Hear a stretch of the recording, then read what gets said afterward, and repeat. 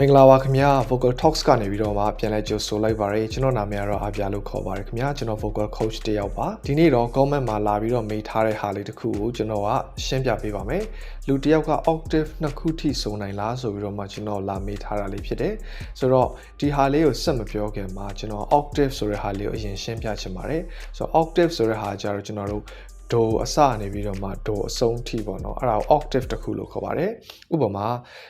Do re mi fa sol la ti do အဲ့ဒီ T ကို octave တစ်ခုလို့ခေါ်ပါတယ်ဆိုတော့ do အစကနေ do အဆုံးထိ note 9လုံးရှိတယ်အပေါ် do ပါပေါင်းလိုက်10လုံးပေါ့နော်ဒါကို octave တစ်ခုလို့ခေါ်ပါတယ် octave ကတစ်ခုတည်းရှိတာလားဆိုတော့မဟုတ်ပါဘူးသူက octave 1 2 3 4 5 6 7ဆိုပြီးတော့8 9အဲ့လိုတွေထိရှိတယ် piano မှာဆိုလို့ရှိရင်တော့7 octave piano 9 octave piano စသဖြင့်ပေါ့နော် octave 9ခုပါရင်7 octave piano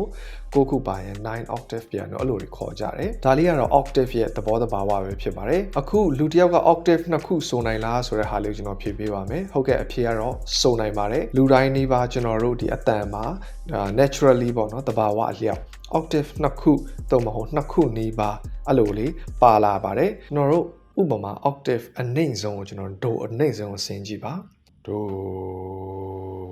Do re mi fa sol la ti do ဒါ octave တစ်ခုတည်းဖြစ်တယ် Do re mi fa sol la ti do ရောက်တယ်ဆိုတော့တိတ်ချလေးဆိုတော့ရောက်တယ်ပေါ့နော်ခုကကျွန်တော်အခန်းထဲမှာဖြစ်နေတဲ့အတွက်ကြောင့်မလို့တန်ရမ်းကျယ်သွားမှာဆိုတဲ့အတွက်ကြောင့်မလို့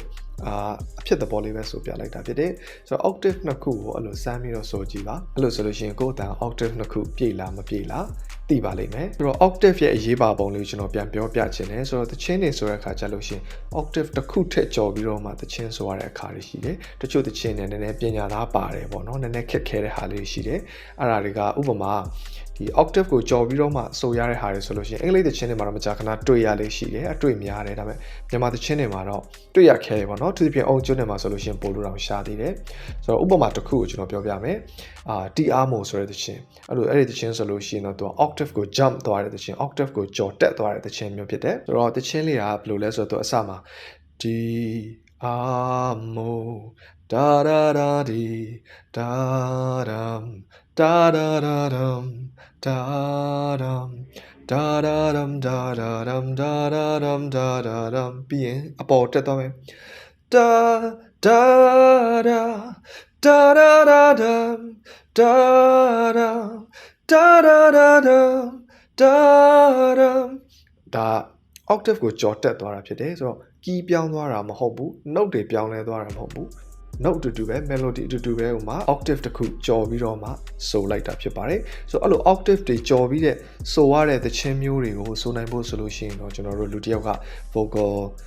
training ပေါ့နော်အနေငယ်လေ့ကျင့်ထားပြီးသားသူအနေငယ်ဆိုတတ်တဲ့သူဖြစ်ရမယ်ဒါမှမဟုတ် vocal range အတော်အတန်ရှိတဲ့သူ vocal range အနေငယ်ကျယ်တဲ့သူအဲ့လိုမျိုးဖြစ်ရမယ်အဲ့လိုဆိုလို့ရှိရင်တော့ဒီလိုသချင်းတွေကိုကောင်းကောင်းဆိုနိုင်ပါတယ်ခင်ဗျာဟုတ်ကဲ့ပါအခုဆိုလို့ရှိရင်တော့ဒီ octave နဲ့ပတ်သက်ပြီးတော့မှဖြစ်စေကျွန်တော်တို့ဒီလူတစ်ယောက်ရဲ့တဘာဝလဲ octave နှစ်ခုဆိုနိုင်တယ်ဆိုတဲ့အချက်နဲ့ပတ်သက်ပြီးတော့ဖြစ်စေသဘောပေါက်သွားလောက်ပြီလို့ထင်ပါတယ်ဗီဒီယိုဆုံးထိကြည့်ပေးတဲ့အတွက်လည်းကျေးဇူးတင်ပါတယ်ခင်ဗျာနောက်ဗီဒီယိုများမှာထပ်တွေ့ပါမယ်ကျွန်တော် channel လေးကိုလည်း subscribe လုပ်သွားပါအဆင်ပြေတဲ့ဆိုလို့ရှိရင် comment လေးတွေမှာကိုယ့်ရဲ့အတွေ့အကြုံလေးတွေလည်း share ပေးသွားပါခင်ဗျာကျေးဇူးတင်ပါတယ်